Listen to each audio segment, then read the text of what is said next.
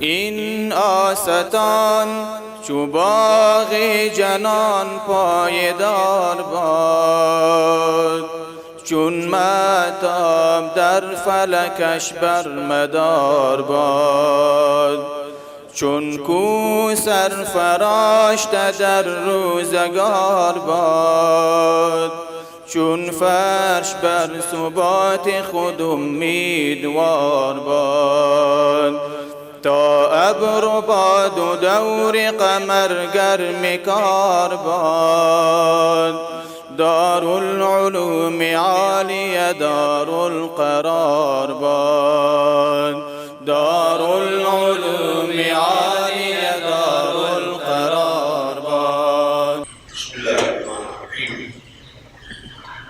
الحمد لله رب العالمین. صلی الله تعالی علی خیر خلقه محمد وعلى آله وصحبه أجمعين. أعوذ بالله من الشيطان الرجيم. وأن الساعة آتية لا ريب فيها وأن الله يبعث من في القبور.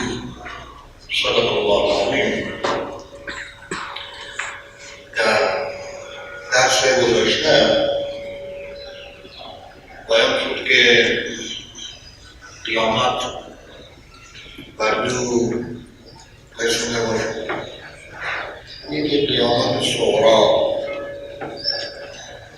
که بعد از موت، بعد از اینکه شخص از این دنیا رخت سفر می‌بنده، شروع شهوات و غرور عالم برزخ گفته میشه. یک مشابهت با دنیا و شباهت با آخرت و این حالت این عالم هم، یعنی عالم برزخ هم به مثل عالم دنیا فانیه. فنای از برای او هست. دنیا که آرامگاه و حضور ابدی باشه. البته یکی نسبت به کل عالم که فنای عالم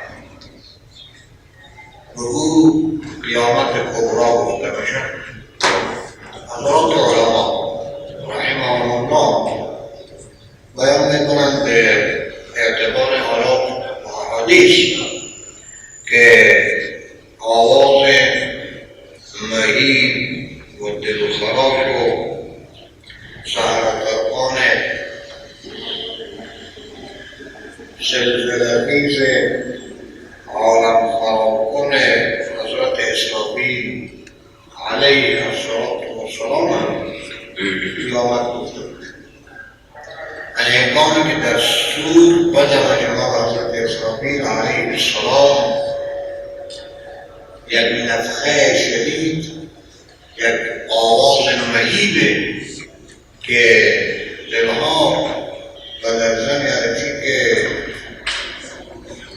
تمام عالم به لرزه می‌آورد و این زلزله 7 رشته و 8 رشته بودن که صدها رشته می‌باشد.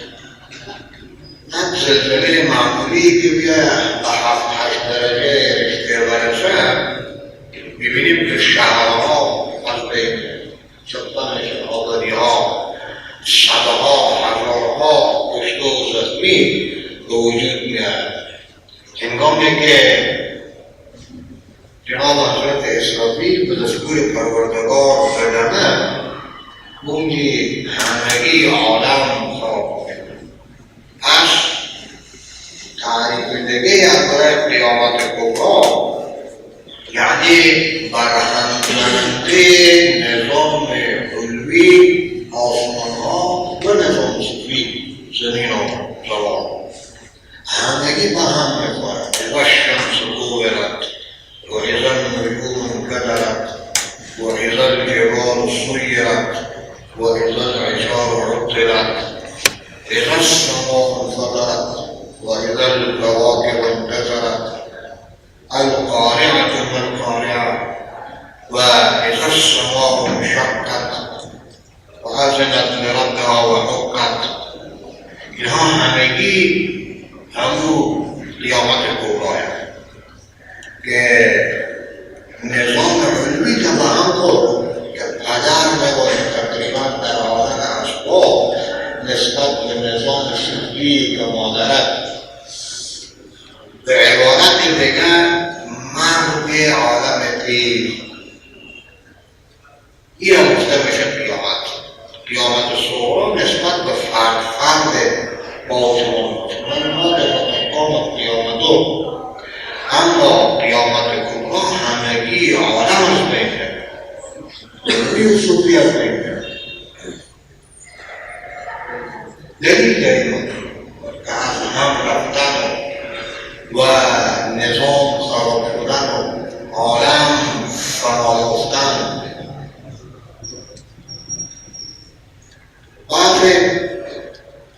یکی خب دلایل نقلیه که همگی آیات مکی خصوصا و سوره‌های مکی مشتمل بر این امر میباشه، بیان میکنه این چیزه. دلایل عقلی هم هست. اطباء، دکترها، محققین، دانشمندها، صاحبان علم کیمیا، بیولوژی، اینا همگی فکر میکنن که اتصالی که در مابین اجزای هر مرکب میباشد این اتصال ذاتی میاد. یا اینگونه که هیدروژن و اکسیژن با هم دیگر پیوست نشه تا او اینگام آب وجود داره. یا اینگونه که اتم‌ها با هم دیگر یکجا نشه مولکول وجود داره. مولکول‌ها با هم دیگر پیوست نشه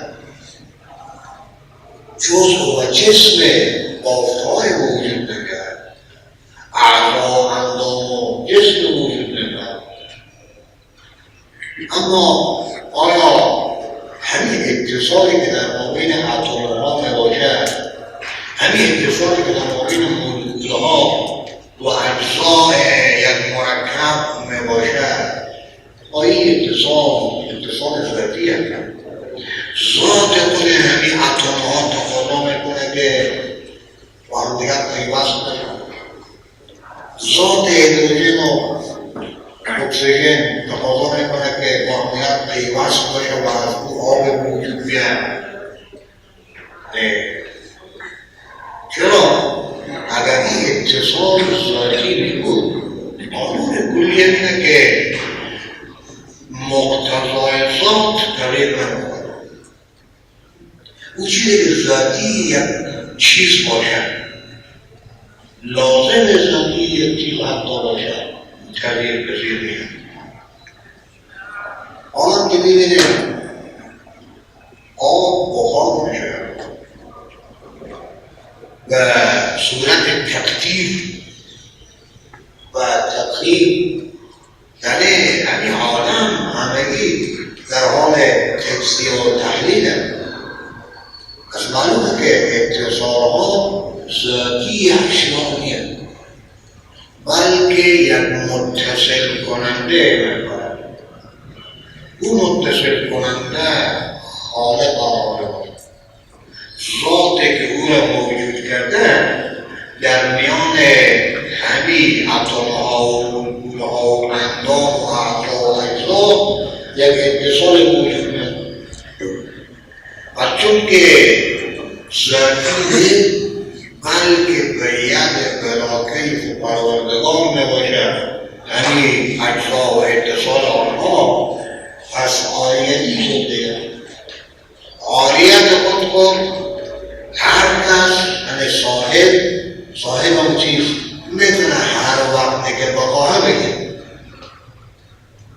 از این وجود عالم این عاریتیه. اول بیاد مثال اجزا، هر فرد از ما شما یک جزء از عالم تشکیل میده، یک فرد از عالم نباشه. یک فرد، این دیگر فرد مجموعه زیست و عالم رو بیشتر تعریف کردیم به ماسه والله تعالی. اون چیزی که غیر از خدا از موجودات، هر چیزی که غیر از خدا باشه از موجودات و عالم، از همین اجزا ببینیم که فصل و اصل داره. اینطوریه که این یک کله مکمل باشه، نه این اجزا رو بوده با دیگر تشکیل و ترکیب شده از او میکروفون پیاز شده، پایه زیردا، این قسمت زیردا، این قسمت زیردا با دیگر ترکیب بدن این چیز پیاز شده، نه و چسب و چوب و فلان با دیگر تشکیل شده یک میز پیاز شده. خب پس همون کسی که همین اتصال بخیده، همون کسی میتونه که اتصال به هم داره. اجزای ما شما بعدی که متصله به زیر قلب که برای دفن صورت بگیره، بعد از چند ساله میبینیم که بنده ها بالکل خطا نمیشن. گوشت و گوشت و اینا همگی از استخوان دور میشه، اسکلت میمونه، اسکلت ها روز به روز و لحظه به لحظه در حال سرچوب شدن و در حال پوسیدگی نموشه.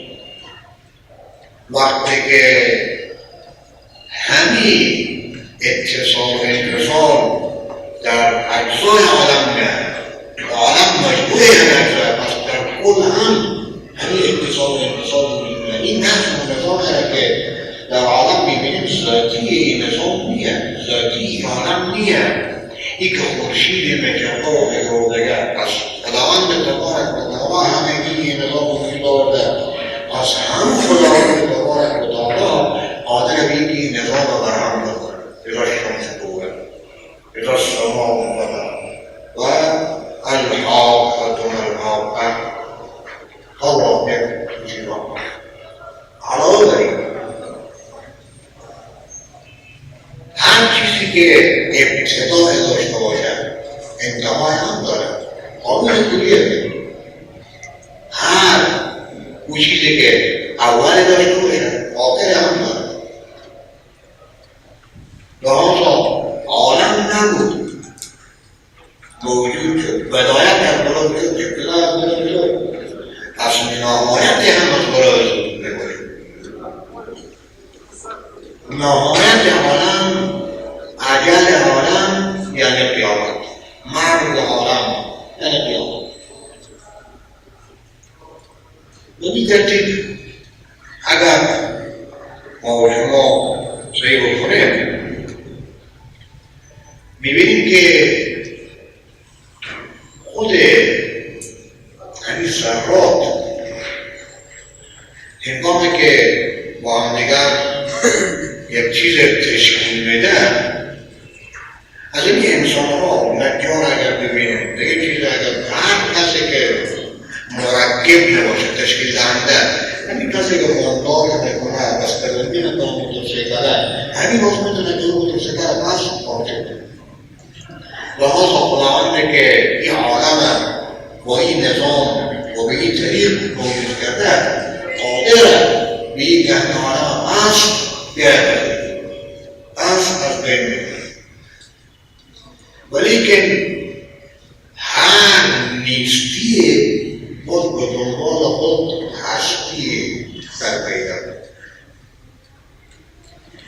همین طبیعت ها، همین خود علم بیولوژی و ساینس و اینا گردش طبیعت که میگن که بخار نشید، بخار با قدرتی که طبقه زمینیه میرسه از اتمسفر بالاتر یا به قسمت ها این پس گم میشه و دوباره به شکل قطرات آب رانگه پیوند و پس دوباره به او دشت و دمان و دریا و دریاچه میاد.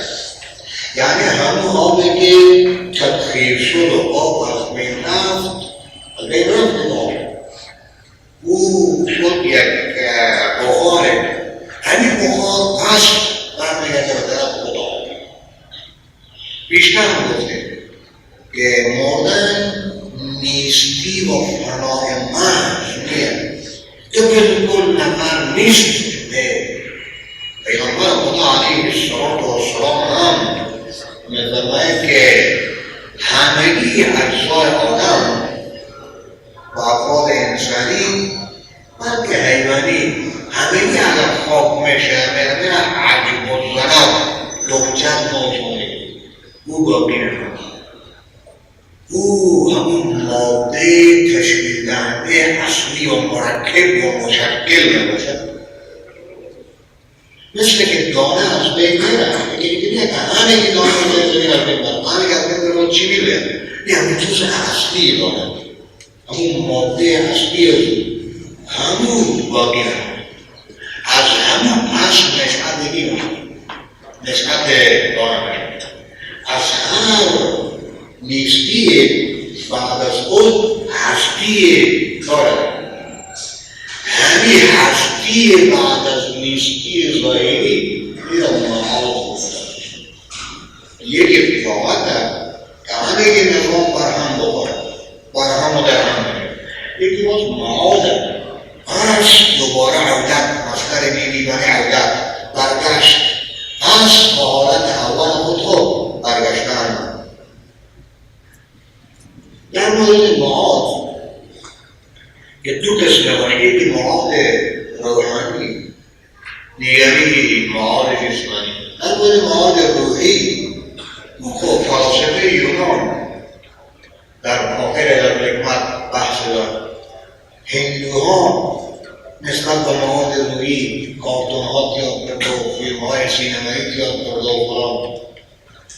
آمریکایی‌ها به ترتیب همین خود یهود و نصارا همه، یعنی کسی اینقدر ما سراغ نمی‌کنیم که او قائل باشه که به معاد روحی نیست. نه، قائل به معاد روحی همین هست. یعنی چی؟ یونایی داره که قانون از بین میره، رفت، خلاص شد، فنا شد، فقط روح به عالم بالا. این روح برای همیشه باقیه.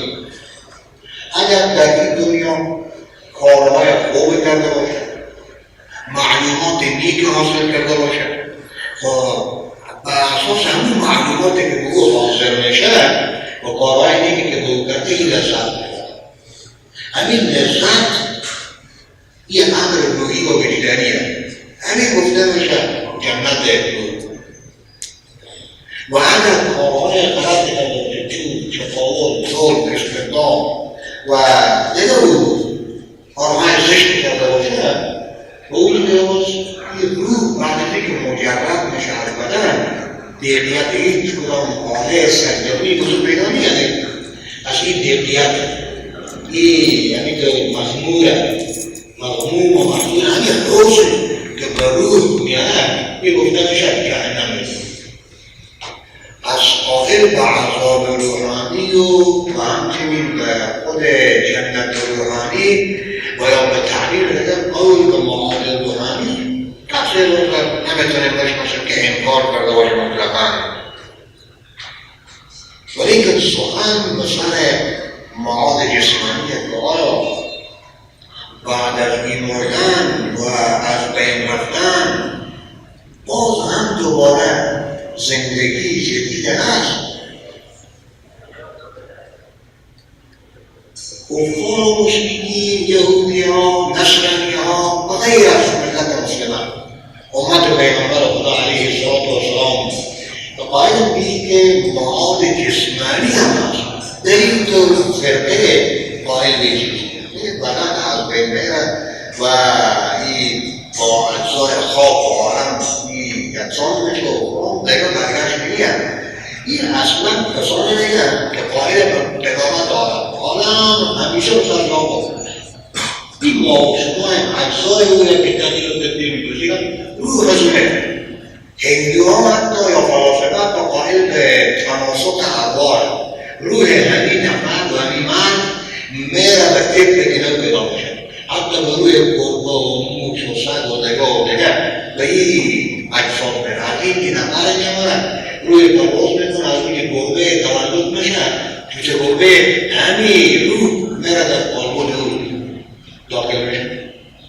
به این خاطر هندو تا از سگ خیلی بد میمونه، از سگ که پیش خونه رو باشه و در خانه بوده اون کوچه میکنه. سر نگیم پدر بایده یعنی اون کاری میکنه اگر آدم بعدی بوده باشه میشه که سگ در میاد و در خونه دو دوباره دیگه حتما قوم میکنه، یکمان پدر زنه، یکمان برادر زنه، سگ بالکل با خانه میکنه یا اینکه و در خانه کار داره میدونید از قائل به تناسب اقوام میگفتیم نسبت به کسی که قول به ندامت میکنه همین حالت امت مسلمه چی میگه که مواد جسمانی هم هست همین اجسام هایی که خاک میشه دیگه میشه اصلی نشد میگه اصلی حالت اول خودخوری میگه و در این مورد دلایل عقلی هم وجود داره.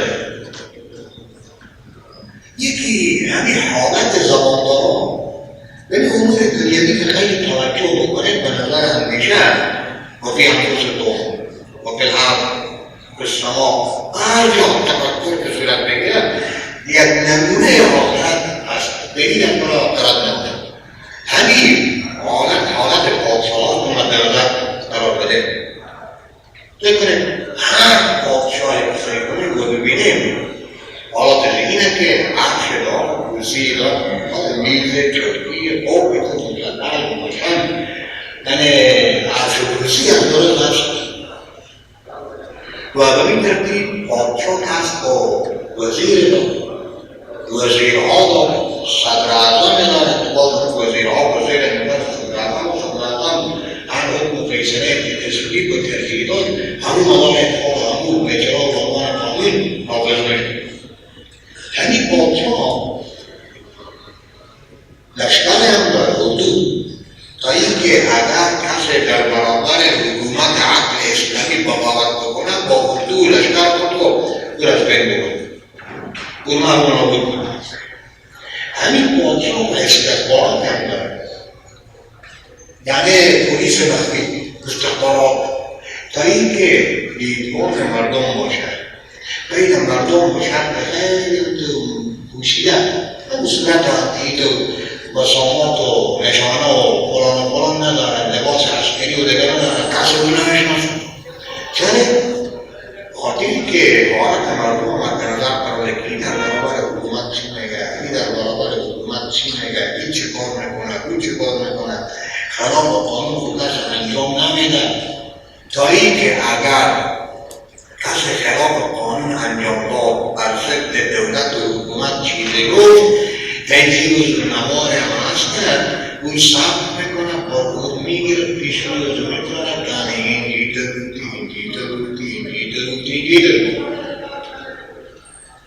و در این حال ملت در برابر حکومت این مردم در برابر این دولت به دو گروه یعنی همونطور مردمی که مطیع فرمانبردار قانون از قانون اطاعت یعنی همونطور مردمی که از قانون عدل حکومت اسلامی سرپیچی نکنه بغاوت نکنه نافرمانی نکنه پس یکی مطیع یکی نافرمان و باید پادشاه نسبت به اشخاص مطیع یک جای داشته باشه قصر گلخانه داشته باشه یا قصر گذاشته باشه که این احترام کنه با قرب پیش با از این مدام بده از این بعدش نمیده بعض نوازش ها و اکرامات رو کنه یک تکبیر رو میشه به این ترتیب همین پادشاه در مقابل قصر و محل تکبیر یک زندان و بندیخانه هم باید داشته باشه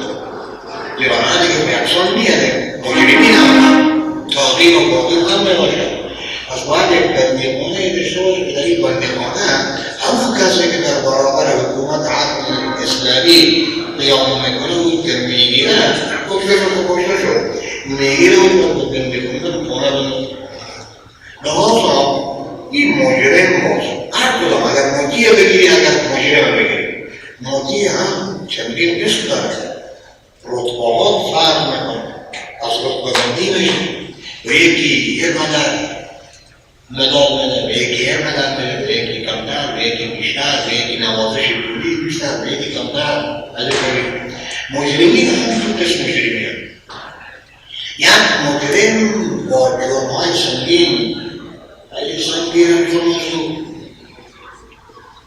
پس که حبس عوضه حبس عوض فیصله قاضیه می حبس همیش بودن کنه همه تنهایی کنه یکیده با مجرم با جرمهای خفیفتر سنگین قدر می و مساوی نگیریم و یا فلان یا فلان که این هم حبس بشه بندی بشه لیکن در این مدت موقته لیکن پس اصلاح باشه تربیه باشه من سوریا نمیکنم این که زندگی عادی خود خود این شروع بکنم و ادامه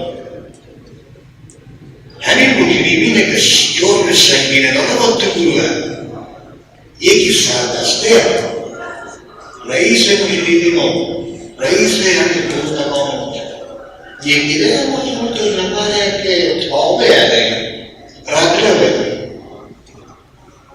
نسبت به همین سر کردن میگه حبس اول با اعمال شاقت دست پا بزرگانه دادن سنگ باشن رات یاد کن از یک نبید بعض کارهای دیگه اعمال شاقت هرچی که این تابعه های این دیگه برو حبس اول که باید بشه اعمال شاقت و این حبس اول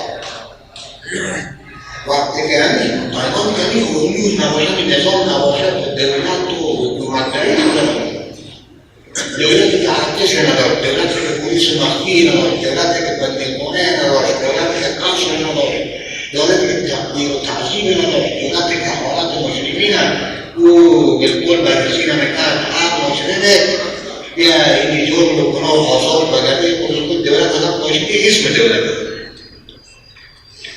وقتی که نظام دنیوی میتونه و هر جا کسی کنه هر کشوری کسی کنه میتونه پس نظام خداوندی دیگه باید چیده باشه خداوند هم که هست برای خود عرش کرسی ثابت کرده و خالق آسمان قاطع حقیقیه هم لشکر داره و ما یعلم جنود ربک الا هو لشکر پروردگار تو کسی نمیشه گاهی به صورت ملخ میاد گاهی به صورت پشن میاد گاهی به صورت عوابیل ها میاد علم ترکی فتعال ربک بصالیبین گاهی به صورت فرشته ها میاد گاهی همین انسان ها میشه لشکر خداوند تبارک و تعالی از لشکر ظاهری هم داره که از بین گذره بغاوت ها و پلیس مخفی هم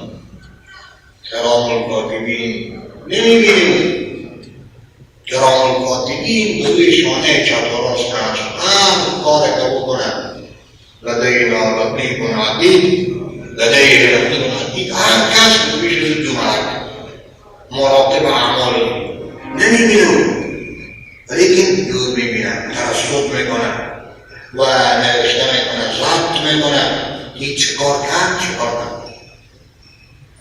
تا ای که بعداً باز به روز قیامت همین نامه اعمال رو داده باشه که این کار کردی مثل تشکیل‌های امروزی همین پیشروز باشه پیشروز گذاشته میشه این که اون جمع همینطور پیشروز گذاشته میشه و با سال کریوم ندید و میبایست که محل تبدیل داشته باشه جنت باشه دوزخ باشه و محل تعظیم باشه دیگر همون بندیخانه مردم عباد هم نسبت به پروردگار دو قسم یکی مجیر یکی مجرم و نافرمان و عصی از قوانین الهی سرپیچی میکنه یکی قوانین الهی رو قبول نکنه خب باید فهم باشه دیگر مدی واضی فرق باندیتش نکنه و مدی اون واقع به دار رحمت خود و محل تقدیر خود جنت رضا اون تقدیر بکنه اون تکریم بکنه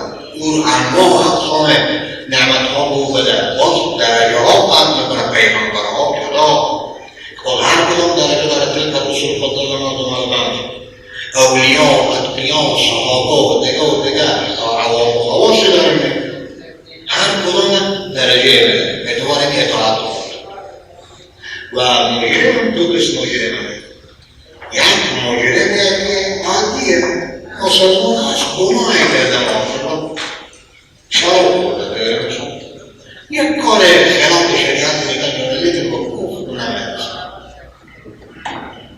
این نفره میشه حبس بکنه خداوند تبارک و جهنم لیکن برای مدت معلومه نور ایمان فضیلت لا اله الا الله محمد رسول الله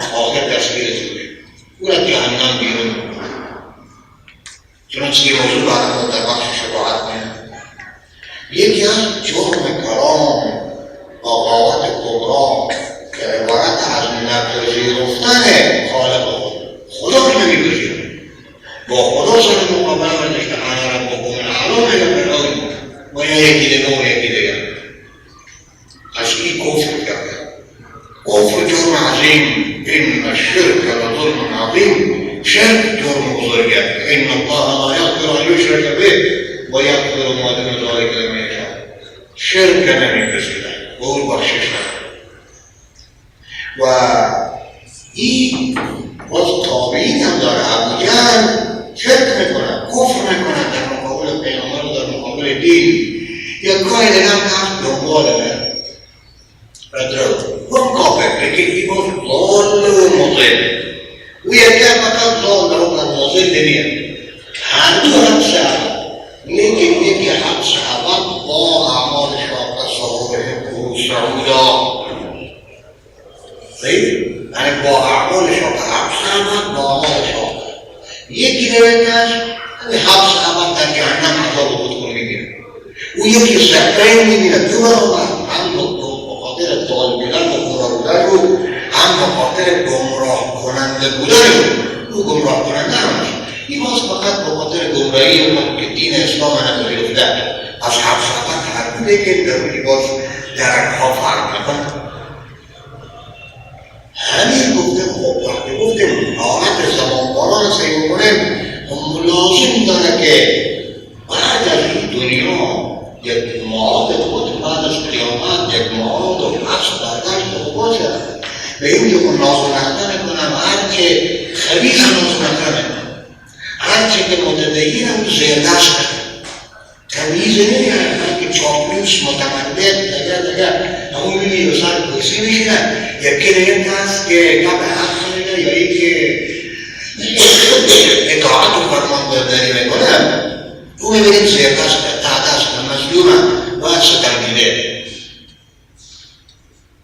باز همین حالت ها خدا میکنه که جنت باشه دوزخ باشه بعد از خود مرد پس دوباره برگشت باشه تا این که خود بتیده و بنگرانه نگامه اعمال او رو نشان کنه. اگر نه دنیا باشه خلاص هر اصلاف رفت نه دیگه برگشتی نه دیگه زندگیه و ما یوله کنه ایلده همطوری که تعلیم میگه و فرون خواهی فایده دوتی شد. نمیترکیم اصل در هر چیز از این عالم در این عالم چیزی نیست که ممکن نباشه. بگیم بگیم و نمیترم نفرشتنی هم هست استقلال خود بقربان کن زحمت بتش کن چیزی که بغایی میرسید. همین عالم اکثر امورشو او نباشه ممکن است تحقق پیدا کنیم چیزی خواهد شکل ممکنات بعض تحقق پیدا کنیم نبودیم شدیم نیست بودیم از نیست دوجه دارم باز شدیم بعدا چی میشیم میمیم ایتو تکفرون بالله. همین کفر با خدایی چگونه میتونم مرده بوده که کنتم امواتن احیا کن مرده بوده میپذیری که نبودی ها باز زنده شدی ها میپذیری که مرگ هست ها و کافر و مسلمان هم میپذیری که مرگ هست. و وقتی که این ممکن متحقق شد این هم ممکن متحقق شد همین باشه ممکن نباشه که پس از مردن پس بودنه پس دوباره شدنه و دوباره آمده باشه. همین چرا؟ این که تو نفی میکنی از خلاف اصل نفی کنی. اصل خود عالم همینه که ممکن باشه هر چیز نبود. از بعد از فنا هم بعد از مرگ هم امکانی که هست امکان هست یعنی یو جاویز رو عقل او جایز ندارد. از اینه که اینا بعید میکنن داره از عقل او چیزه زیرا در صورت خلاف اصل میاده. بلکه حضرات علما رحمهم الله بیان می‌فرمایند که احوال زمانداران جدا گفته پیغمبران او جدا ده گفته استاد خود می‌پذیری یعنی اگه استاد بود در مکتب در مدرسه بود درس میداده میگه الفاعل و مفعول قضیه رو ذکر میکنه مسئله ذکر میکنه میپذیر اون نوشتم میکنه نوتا بگیر میپذیر درس وقتی که یک استاد معلومی رو تو یک کف بدور میپذیری از یک پیغمبر دیگه صدها هزار پیغمبر 1,24,000 دوری که بیشتر برگردن کم و بیش این یک فرد نفرها مشاره یک نفر دیگه گفته از میپذیری یک نفر آدم صادق امین آدم صوفیه از این تجربه دعا نکردی با آدم متقی و پریزگار این خلاص بالکل میپذیریده بالکل میپذیری پیغمبر خود میباشه سردار و سید و سردار امت خود پس یک پیغمبر نه این 1,24,000 کم و بیش پیغمبر میگه که قیامت است برگشته است مواظب باشید اینی انذرکم بین یدی من عذاب شدید شما از عذاب شدیدی که پیش رو هستن مشاور باشید و انذر عشیرتک الاقربین بترسان از عذاب پروردگار اول قوم قوی و نزدیکان خود خب ولی دو حیثیت داره یکی که خبر و رسول دیگه رسولی که صادق فرستاده خداه او هم میده میگه گفته از چی کنم پذیرفته نشد دیگه که یک نفر میگه بلکه خبر متواتر چند نفر با دیگر جمع بشه بگه که مکه وجود داره مدینه وجود داره فران جامعه رفتم این هم بگه او هم بگه فلانی مرد این هم بگه علاقه متخلقی متواتر یقین میکنم بی که این چیز واقع شده این رسانم میگه او رسانم این استفاده و شهرت خبر تواتر خبر باش تواتر خبر این پیغمبرها 1,24,000 بیشتر و کمتر پیغمبر میفرماید که وَأَنَّ السَّاعَةَ آتِيَةٌ لَا رَيْبَ فِيهَا وَأَنَّ اللَّهَ يَبْعَثُ مَنْ فِي الْقُبُورِ وَإِذَا الْقُبُورُ بُعْثِرَتْ إِذَا زُلْزِلَتِ الْأَرْضُ زِلْزَالَهَا وَأَخْرَجَتِ الْأَرْضُ أَثْقَالَهَا سنگینی‌هایی که به زیر داشته همه بیرون می‌آید اگر انسان اگر هر چیز هست حیوان این چیزها همه بیرون می‌آید و این چیزها امام رازی رحمه الله او می‌فرماید که اعتقاد به یک چیز داشتنش بهتر از نداشتنش مثلا نه چیز همین که نسبت به یک چیز اعتقاد بگویی که این چیز هست این بهتر از این که بگی بالکل نیست چرا اگر اعتقاد به یک چیز داشتی و او بود به خیلی مفیده ده چرا به اساس اون اعتقاد زندگی خود پر یک نفر برابر راهرایش زندگی خود قانونی به زندگی خود یاری اگر نبودم عباد یعنی دنیا که کاری که من کردم عباد باشه خب یه روز نام میکنیم دیگه میکنیم یا کردیم اما اگر اعتقاد نداشتی و بود اعتقاد برکاتی عشق یک چیز دیگه تو اعتقاد نمیدونی این که داشته باشه خب باشه خب بلکل نگاه حالا نیامت عقلا هم دیگه اعتقاد خود داشته باشی که نیامت اما همین که اعتقاد داشتی و باشه هم که اصلا عقل میتونه که باشه اگر بالفرض بود و خیلی خوب آدم رستگار بشه دیگه اعتقادم خداش که میگه نیامت شدم نیامت پس عقل همین چیز جانب منفعت ترجیح بده اون چیزی که به نفع تو میباشه همون مد نظر قرار بده و طبق زود دست میاد ما از شکست بخوری و کنم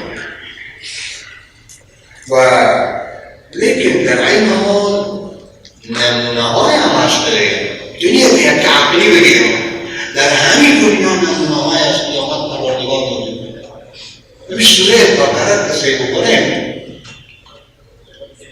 بس قلتم یا موسی لن نؤمن لك حتى نرى الله جهرة فأخذتكم الصاعقة وأنتم تنظرون ثم بعثناكم من بعد موتكم لعلكم تشكرون. قوم حضرت موسی 70 نفر و با حضرت موسی میرن به کوه طور، میگن ما تا خدا را علنا نبینیم ایمان نمیاریم که تو کم شدی یا این کارو فرستاده خدای. باید خدا علنا کمکم بزن ما ببینیم که بودن صاحقی میایم میمیرم خدا میفرماید ثم بعثناکم بعد موت دوباره زنده کردیم. از من به زینا مرد از دوباره زنده شد. این که بعد از من در این دنیا باز زنده بشه گاهی اوقات معجزتن، گاهی اوقات چون که عجل از نرسید از سجن نمیده موت بریز آمده این دوباره زنده نمیشه. هم تشمیز میکنه و به ترتیب باز هم نسبت به حضرت موسی کریم الله علیه السلام وَاسْتَخْلَفْتُمْ نَفْسًا فَدَارَكُمْ فِيهَا. همین کشته که مظلوم کشته شده، نفر که مظلوم کشته شده، حضرت موسی علیه السلام میفرماید که یک گاوی رو بکشید، یک چیز از این گاو به بدن یعنی مرده یا یک چیز از بدن مرده رو این گاو رو گساله بزنید، همین کشته زنده بشه و میره به خاطر آنی بود. خداوند تبارک و تعالی بعد از اینکه این ماجرا متحقق میشه کشته زنده شد گفت به خاطر آن چیکار کنم کذالک یحیی الله بعد موتها. بعد از موت شما هم خداوند شما بنفی نمونه که بعد از این کمی کشته شد اونا دورکتر قرآن این زنده که به وسیله محضی که بشد یک اثر از این گساله رسید و ما گفتیم که بزنید فقل نضربوه ببعضها کذالک یحیی الله الموتى. پس چگونه بعد از اینکه من عالم میمیره انسانانی میمیرن پس قیامت میکنن میبینن فرد چی فرد میکنه؟ یک نفر زنده بشه یا تمام انسان ها زنده بشه؟ اگه یک فرد زنده شد انسانیت زنده شد انسان پس بکنیم زنده بشه حیوان پس زنده بشه همینی که زنده بشه. ببین ترتیب در این سوره مبارکه بقره جناب حضرت عزیر دیر میشن او کالذی مر علی قریة وهی خاویة علی عروشها قال أنا يحيي هذه الله بعد موتها فأماته الله 100 عام ثم بعثه قال كم لبثت قال لبثت يوما أو بعض يوم قال بل لبثت 100 عام. این یک نمونه دیگر حضرت عزیر 100 سال میرانده خودی هم خبر ندارد. بعد از این باز دوباره هم موجود میکنن فرماید چقدر درم کردیم همین تو یک روز یا نصف روز نه بل لبثت 100 عام یک شاید مخواب بوده باشم شاید کس اعضای نمیده باشم وانظر الى طعامك وشرابك لم يتسنه 100 سال چی کرد سر نیم ساعت چی میشه بوی میگه رو قاصد میشه شمید مشروب تو معقول تو 100 سال بعدم لم يتسنه در زندگی رو ولی با خاطر که خود تو بینی نمونه دیگر وانظر الى حمارك ورمشعلك وانظر الى العظام كيف ننشزها ثم نكسوها لحما. ببینید بالا و مرکب و خود ببین استخوانات باشون اسکلتشون دیت و باز شده سعی کنید ما استخوانات چگونه بالا میکنیم پس اسکلت رو جور میکنیم باز پس ثم نکسوها لحما گوشت رو درست میاریم پوست رو درست میاریم پس بالا بگیرون جناب حضرت عزیر این دیگه نمونه بلکه وإذ قال إبراهيم رب أرني كيف تحيي الموتى. إبراهيم خليل الله أرني كيف تحيي الموتى. في الدنيا نشوف كيف تحيي چگونه زنده میکنه؟ قال أولم تؤمن قال بلى ولكن ليطمئن قلبي.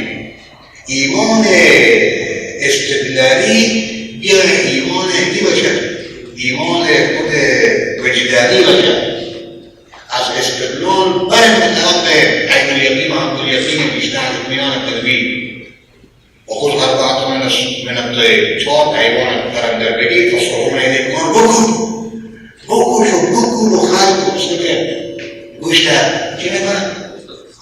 گفته بکنن اینا میگید گفته بکنن خلق یه اشاره دیگه که اگر انسان درنده بخورد پرنده بخورد جرنده بخورد و گزنده و فلان او هم بخوره ای هم بخوره خیلی دوال صورت گرفتن بازم خداوند تبارک و اجزا چکار بکنه اجزا پس همون اجزای اصلی میشه ثم تر على كل جبل منهن جزءا ثم ادعهن يأتينك سعيا دویده میشه فقط یک آواز دویده میشه از این کو اجزای طاووس از این کو اجزای غراب از این کو اجزای خروس از این کو اجزای قصد و در قصد این جمع میشه این نمونه قدرت پروردگار سیدی از این که خلق میشه و وارد میشه و چنین نشان میشه این که پیش خداوند تبارک و تعالی هیچ تجزیه نداره هیچ مهم نیست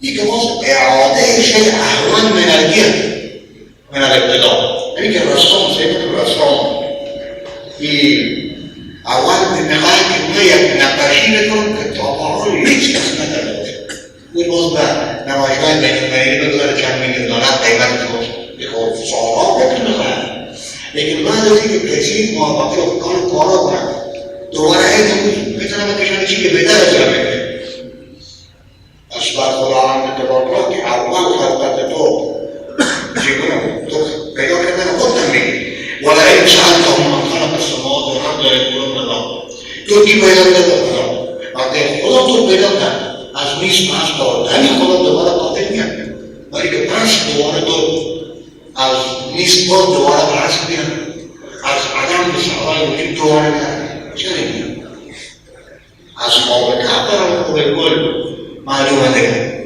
که 300 و چند سال مرده پس دوباره زنده شده حضرت عیسی روح الله علیه السلام اینا مرده زنده میکنه و به این ترتیب این امور دنیایی خواب و النوم أخو الموت خواب ماشي القلوب بلا قاس دوباره بیدار میشه چی باید بکنه یعنی روح برای چند ساعت کنه یعنی روح برای 100 ساعت قاس دوباره روح برگرده به کار کنه همین جوانه که میزنن تخم زیر زمین میرن ما زیر زمین میرن تخم میپوسه همیت میرن بغیر از اون عجبوزن بغیر اون اصلی باز همون چی بکنن جوانه بکنن این هم یک قدرت های پروردگاره که اگر شمس کنیم روز و شب سیکن روز میرن شب موجود شد پس شب میرن روز شبی نیم لیکن بعد از غروب بازی پس میرن همین نیستی روز باز هستی روز باز نیستی و هستی یکی بعد دیگری میرونیه شب و روز یکی بعد دیگری میرونیه اینا همگی نشانه های قدرت پروردگار به این که جمع بکنه علم، اراده، قدرت اینا در خداوند تبارک و تعالی میباشه دیگه صفات خیلی عظیم خداوند تبارک و تعالی داره از قیامت هم عقلاً ما میگه دوباره جسمانی ما عقلاً هم میپذیره و نقلاً هم به دنیا ما شما نشان داده پروردگار به این که این چیزها میباشه اما این که علاقه قیامت ما از کجا بفهمیم که قیامت کی میشه هر پیغمبر از پیغمبرها امت خود ترسانده از قیامت از آن حضرت نوح گرفته تا بودن حضرت آدم همگی مشرف به ایمان بودن من اولاده و دل و غیره همونا کار خوب بکنه کار غلط نکنه خدا نکنه میترسانه حضرت نوح به ترکیب پایده ولی که علامت قیامت بودن چرا خود رو میکنم قرآن بزرگا اعتراض ده که بزرگان شما قیامت نمیباشه لیکن پیغمبر خدا علیه السلام نبی آخر زمانه انا بعثت فی نفس الساعه انا والساعه قاعدين ساعت و قیامت برسه دو بندی پس چون که این امت آخرین امت و آخری امت قیامت میاد و همین امت قیامت میاد حدیث پیغمبر خدا علیه السلام علامت‌های قیامت هم قیام کرده لیکن بعضی علامت‌ها چون با اعتقاد تعلق داره، با عقیده تعلق داره، خیلی وسیع و خیلی مفصل، مثل موضوع دجال خیلی مفصل بیان کرده پیغمبر خدا علیه الصلاة والسلام. موضوع حضرت عیسی روح الله علیه الصلاة والسلام خوب مفصل بیان کرده. بعضی علامت‌ها اوناست دیگه، چون احتیاج به کلی بیان کردن به جزئیات لازم نیست که امتیاز به عقیده تعلق نداره، خواست مجملا بیان میکنن. یعنی می‌شود در درس‌های آینده علامات صغرا، وسطا و کبرای قیامت بخیر بیان میشه. و صلی الله تعالی علی خیر خلقه محمد و علی آله و صحبه اجمعین.